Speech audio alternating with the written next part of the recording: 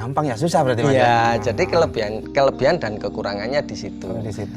Kalau kita memilih dari lat beran, budget yang kita keluarkan bener nominalnya langsung besar, kelihatannya besar ya. Kalau mungkin orang yang istilahnya itu apa ya, masih sayang dengan uangnya kan, aduh kok harganya segini, nah mending beli bahan aja lah. Nah, cuman kan ya itu, kita berpikirnya itu supaya kita itu lebih efektif, lebih cepat untuk lomba di event-event yang mau kita ikutin. Mungkin yang lebih utamanya itu waktu kayaknya maksudnya. Iya bener. Soalnya kan ketika kita beli bahan, katanya Mas Udi tadi kok gak cocok, soalnya kan sebenarnya kan dijual lagi juga masih laku sebenarnya, Masih tapi laku. waktu kita tersita berapa lama tersita gitu di ya. situ. Terus orang kan ya gini Mas, orang memandang bahan ya, memilih bahan atau melihat ya, memandang atau melihat bahan ini yang sudah istilahnya sudah bunyi gacor dengan kualitas yang rendah, ini tidak mungkin beli, kan itu Mas. Jadi misalnya jenengan beli bahan seharga 750 ya kan, cucak hijau ini, ya jenengan rawat sampai 1 tahun 2 tahun, nah ini tidak ada perkembangan.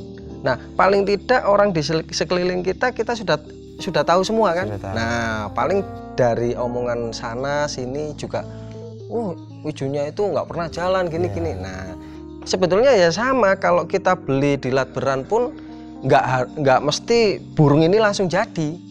Nah cuman PR kita ini nggak banyak. Nah nggak terlalu banyak kayak bahan tadi. Bahan tadi masterin aja masa cukup 1 tahun kan gitu. Kalau kita hitung bener-bener kan gitu Mas. Berarti untuk lat beran kita lama jadinya kalau nunggu itu Mas ya.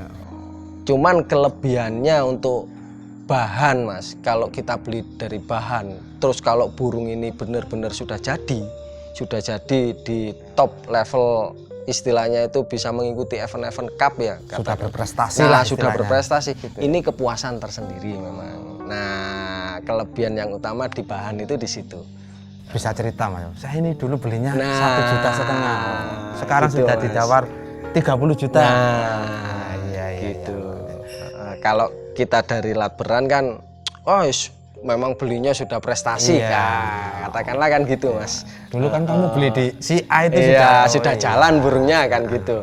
Nah padahal kita juga berusaha untuk memaksimalkan burung ini gitu Mas. Nah kinerjanya burung ini. Berarti di situ letaknya Mas. Monggo Mas, sambil ngopi dulu, santai aja Mas, santai. Nah gini Mas, tadi kan jenengan jawab bahwasannya itu yang diutamakan basicnya itu kan kicauan kan gitu ya, Mas. Nah, betul Mas. Itu kan pasti ada ini, saya kok tanya-tanya itu kicauannya yang gimana seperti apa? Seperti apa? Nah, apa ada misalkan penyanyi kan dangdut, pop, rock. Nah, kalau di burung ini Mas, gimana menurut Mas Edi?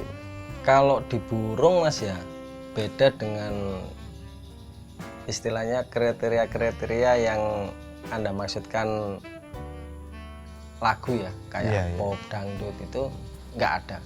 Nah jadi semua saya rasa semua para kicomania itu yang dicari kalau ada ya roll speed tembak kan gitu Mas. Nah bahasa yang tren itu roll speed tembak. Kalau memilih burung itu roll speed tembak. Nah dari roll speed tembak itu banyak sekali penjabarannya, seperti dari irama lagu. Nah perpindahan lagu ke A ke B ke C ini dengan lantunan yang enak, jadi dia nggak kaku kan gitu Mas. Nah ibarat nggak, ya bisa dikatakan nggak fales lah, ya bisa dikatakan itu. Terus powernya juga, tembakannya juga kan gitu Mas. Jadi dari roll speed tembak itu tadi sudah mencakup semua kriteria, tergantung burung itu membawakannya bagaimana kan gitu Mas. Nah ada yang kaku, ada yang luwes kan gitu Mas. Ibaratnya kayak kenari lah, kenari juga seperti itu. Kalau rollnya kebanyakan kenari sudah roll kan gitu Mas. Cuman tinggal membawakan lagunya ini, perpindahan lagu-lagunya ini seperti apa kan gitu. Saya rasa para kicomania juga sudah paham kalau soal itu. Cuman kalau di lapangan sendiri Nah, untuk memilih maksud saya, untuk di lapangan sendiri nggak mudah cari burung yang seperti itu. Sangat-sangat sulit. Jadi nggak semudah istilahnya tiap kita memantau harus pasti dapat gitu, ya nggak bisa seperti itu. Nah, bisa nanti rollnya nggak ada, tinggal speed dan tembakannya saja kan gitu Mas. Nah, jadi tinggal cara jedahnya dia itu bagaimana. Nah, kalau ada yang seperti itu ya kita beli seperti itu. Bukan berarti burung yang seperti itu jelek kan gitu Mas. Nah, cuman dulu senior saya ya termasuk istilahnya yang membimbing saya untuk yang mengajari saya, ya kalau bisa cari yang roll speed tembak kan gitu Mas. Jadi burungnya ngerol, nyepit juga tembakannya dapat gitu. Itu berarti anu Mas ya, apa istilahnya sempurna lah. Misalkan bisa ketiga-tiganya dapat itu, kalau kalau misalkan rollnya dapat, speednya dapat, tembakannya dapat, wah itu sempurna Mas. Kalau soal gaya dan lain-lain itu ya itu menurut saya faktor penunjang aja. Seumpama ada pilihan ya, ada burung gaya cuman gayanya bagus sudah Mas, gayanya bagus cuman materi lagunya nggak dapat kan gitu. Ya saya lebih baik gak milih. Nah, terus ada bunyinya bagus, kerjanya bagus tanpa gaya loh ya. Kerjanya bagus, saya lebih baik memilih yang materi lagunya bagus. Soalnya kan judulnya kan Kicau Mania. Nah, bukan Gaya Mania. Burung. Nah, kalau Gaya Mania pilih yang bergaya. Lomba burung berkicau, bukan lomba burung bergaya. Iya. Itu sepengalaman saya di situ, sepengetahuan saya di situ. Nah, gini Mas Udin. Ya, sebelumnya maaf loh ini karena saya kok banyak tanya gitu Mas. Gak apa-apa Mas. Ya mungkin nanti dulur-dulur dari Rojo Brono Channel bisa bermanfaat yang melihat. Gitu. Amin. Saya sendiri juga istilahnya apa Mas, kalau bisa saya berusaha menjawab dan tidak mengurangi rasa hormat saya kepada senior-senior saya atau istilahnya yang baru bisa dikatakan pemula lah kan gitu. Soalnya sebetulnya kalau saya nggak memandang berapa lama dia main burung atau berapa sebentarnya dia main burung, nggak di situ Mas. Banyak pemula-pemula ini yang istilahnya lebih pinter, dalam arti lebih pinter itu ini lebih telaten untuk mencari karakter burung kan gitu Mas. Kalau perawat menurut saya nggak ada yang pinter. Gitu. Oh iya Mas, nggak ada yang pinter. Soalnya ya saya sebelumnya mohon maaf untuk kepada para Kicau Mania semua, dalam penafsiran saya ini nggak ada yang pinter. Sekarang logikanya gini Mas, kalau ada perawat itu pinter Mas ya, dia tinggal comot di pasar burung, ambil atau tiap beli bahan pasti jadi kan gitu Mas. Oh iya. Nah, makanya nggak ada yang pinter. Nah, saya sendiri aja berusaha memilihnya di latberan. Kan gitu. Jadi burung yang sudah kelihatan materinya bagus, kinerjanya bagus, fighternya bagus kan gitu Mas. Nah, kita tinggal poles, berusaha memaksimalkan burung tersebut. Kalau ada yang perawat pinter nanti jadinya bukan perawat Mas, penjual burung nanti. Saya berani ngambil. Iya kan. Bagus jual. Bener. Bagus jual gitu Mas ya. Jadi ya ambil di pasar burung harga 600, harga berapa? Jual 10 juta ya? Iya, nah, setelah cepet, pinter jual 10 juta. Nanti cepat mendirikan apartemen dia. Iya gitu. Jadi memang berarti lebih tepatnya ini menurut, nah jadi pendapatnya di sini menurut pengalamannya Mas Udin seperti itu berarti ya? Iya, jadi yang berbicara di lapangan atau yang menentukan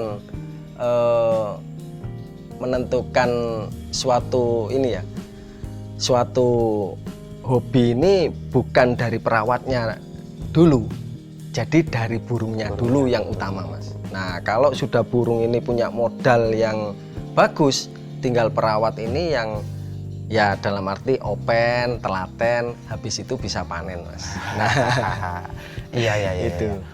Kalau misalkan burungnya sudah tidak punya modal, buah sepintar apapun yang merawat ya nggak mungkin bisa. Nggak mungkin bisa. Ya bisanya itu hanya satu, punya keajaiban tiba-tiba kan gitu Mas. Nah, itu harus beli ke penyamping gitu, Mas. Iya. Gini Mas Yudin, kalau kita misalkan cari di Latberan Ya. atau mungkin di Gantangan lah seperti itu ya. Nah, kita kan jaraknya jauh ya. Kita memantaunya kan jauh. Nah, itu kayaknya burungnya ini bagus. Nah, apa nggak nutup kemungkinan setelah kita beli ternyata burungnya tadi Nggak kurang kerja sesuai. gitu. Nah, gitu. Jadi istilahnya waktu kita pantau itu kayaknya kebetulan seperti itu. Nah, Apa ya bisa itu Mas. jadi? Itu bisa jadi. Makanya saya tadi bilang kita pun yang beli di Latberan ya kan, atau beli di lapangan, nggak tahu itu Latberan atau apa ya? Gantangan. Di Lapres ya, Lapres, ada ya. Latber. Bahasa sekarang kan ada Latber, Lapres, terus Cup kan gitu. Nah, event Cup atau event-event kolosal kan gitu seperti Piala Raja. Cuman kalau di event-event Piala Raja gitu jarang orang jual burung. Soalnya kebanyakan ya wis juara di situ pasti disayang lah kan gitu. Nah, jarang sekali. Kalaupun dijual pasti dengan nominal yang sangat tinggi, Mas. Nah, kalau event-event yang sudah kolosal seperti itu. Nah, kalau kita kembali ke yang istilahnya itu tingkat yang budget mencukupi ke Latberan Mas ya, atau Latpres gitu, itu enggak menutup kemungkinan kalau kita setelah kita beli terus kita coba kita jalankan nggak jalan, itu sudah bukan hal yang ini sudah wajar lah katanya, sudah sering. Nah, sudah sering sekali. Nah, apalagi kita dari bahan kan gitu Mas. Nah, soalnya banyak faktor kalau burung, kadang pindah rumah, pindah rawatan, kita cari lagi karakternya kan gitu. Nah, sedangkan beda tetangga berarti beda gitu Mas. Iya. Terus teman-teman atau istilahnya itu kumpulan burung-burung itu di rumah seperti apa, di rumahnya orangnya seperti apa, suasananya seperti apa, kan gitu. Bukan pengaruhnya dari suhu atau apa, enggak. Kalau menurut saya bukan itu. Kecuali kalau istilahnya perubahannya ekstrim. Kalau Lumajang di kota terus ada di daerah pegunungan, nah itu bisa jadi kalau seperti itu. Nah, kalau sedangkan dalam area-area kota sendiri atau suhu-suhu yang istilahnya nggak ekstrim, itu banyak sekali faktornya. Kadang tempatnya di ruangan ini kurang nyaman atau di mana. Nah, itu tetap perawat sendiri, itu Mas. Perawat sendiri yang harus bisa membaca, harus mengenali burung itu. Gitu. Sebenarnya nggak seberapa jauh Mas, seperti manusia juga ya. Ya.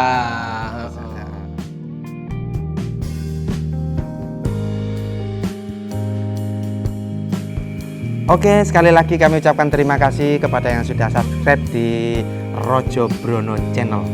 Dan untuk yang belum, silakan klik di tombol sebelah kanan saya ini. Saya Om Kiki, mohon undur diri. Sampai ketemu di episode selanjutnya. Salam Jiro Lupak, solusi paling tepat.